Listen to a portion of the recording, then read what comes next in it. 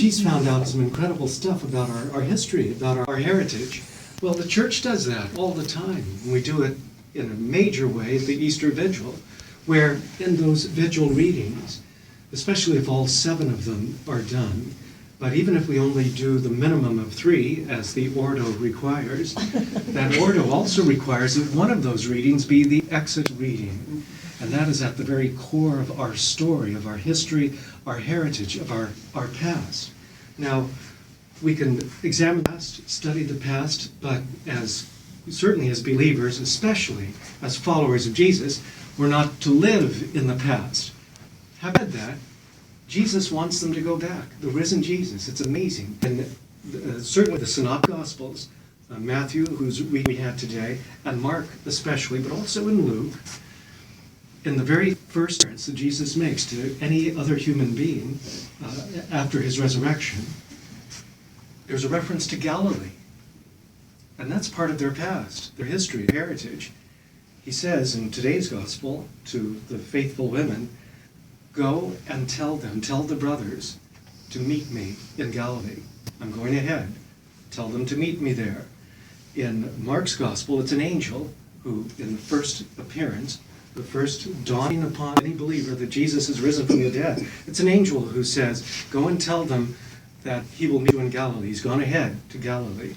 Luke doesn't have Jesus or an angel saying, I'm going to Galilee, but has an angel telling them, remember what he told you while he was still in Galilee.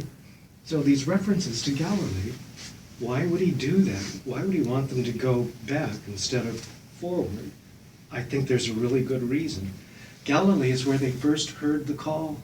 Galilee is where they were fishing until their lives were changed. Galilee was where their hearts were set on fire. Galilee was where they asked themselves the question, could this be the one? And then they answered their own question right then and there. We have our own Galilee in our own lives. We do.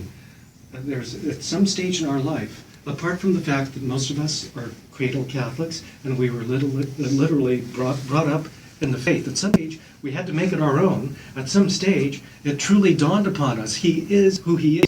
That is Jesus. And he is alive. And he has called me to do something incredible and wonderful in this world. There was a time in our life when our hearts were set on fire. That's our Galilee.